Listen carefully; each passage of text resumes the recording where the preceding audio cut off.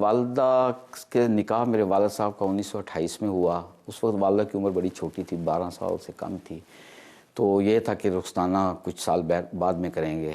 اسی دوران میں ان کو جانا پڑ گیا، زندگی وقف کر کے جب گھانا جانا پڑ گیا تو خیال تھا کہ گھانا جائیں گے 2-3 سال میں آ جائیں گے تو رخسانہ جو ہے وہ ہو جائے گا.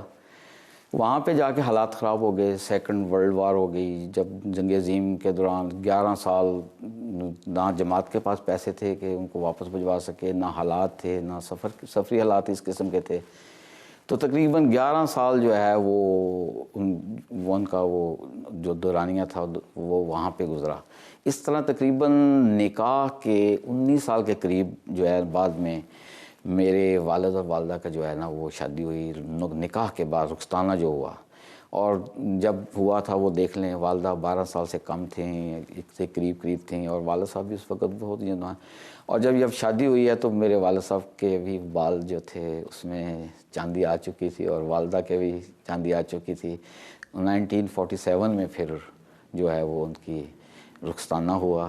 تو یہ ایک بہت بڑا ایک وقفہ سا تھا جو اس کے درمیان ہوا نکاح کے اور رخسانہ میں. اسی مثال ہے، جب بھائی کا داخلہ ہوا تو بہت تھوڑے ابا جی کی تنخواہ بہت کم تھی، تو والد صاحب پریشان بھی تھے کہ میڈیکل میں خرچہ بہت ہوتا ہے. تو قرضہ ہنسنا جماعت کا ہمارا خدا کا فضل ہے بڑا اچھا نظام ہے، وہاں سے قرضہ ہنسنا 50 روپے مل گیا، کچھ اسکالرشپ مل گیا.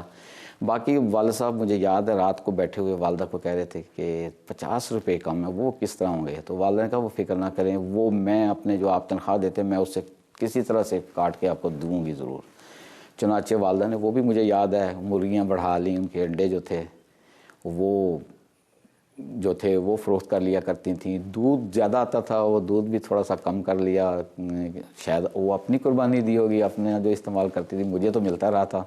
تو یہ مجھے یاد ہے کہ وہ وقت جو ہے نا بڑے طریقے سے میری والدہ نے جو ہے وہ اس کو ظاہر. پھر انہوں نے وہاں کھانا کی مشکلات شروع میں تھیں، بعد میں تو خیر حالات پھر آہستہ آہستہ ٹھیک ہوتے رہے، لیکن وہاں بھی انہوں نے جو ہے وہ والد کا جو ہے ہر مشکل جو ہے گھڑی میں وہ ساتھ دیا. This thing was recognized not only by the family but by the Jamaat as well, and they have this feeling and in mind that this young person, he left for the service of Islam, and he has not completed his Ruksanah has not been done so far. On the occasion of his marriage ceremony, when Ruksanah was going to happen, that was the Asrana, and I will quote one a statement from that address. ایسے طالع مند اور خوش بخت نوجوانوں میں سے ہمارے ایک نوجوان مجاہد مکرم حضرت مولانا نذیر احمد مبشر سیالکوٹی ہیں، جو مسلسل 11 سال افریقہ میں مجاہدانہ خدمات اور سرفروشانہ تبلیغ اسلام کا فریضہ ادا کرنے کے بعد حال ہی میں واپس تشریف لائے ہیں. اب جبکہ نوجوانی کا بہترین زمانہ خدا تعالیٰ کی راہ میں گزار کر لوٹے ہیں تو داڑھی میں سفید بال آ چکے ہیں. عنقریب رخسانہ کی وہ تقریب منعقد ہونے والی ہے جو محض علائے کلمت اللہ کی خاطر 11 سال سے ملتوی چلی آ رہی تھی. احباب دعا فرمائیں کہ خدا تعالیٰ اس مخلص نوجوان کی اس بہترین قربانی کو خاص طور پر شرف قبولیت عطا فرمائے اور اس جوڑے پر اپنی برکات نازل فرمائے.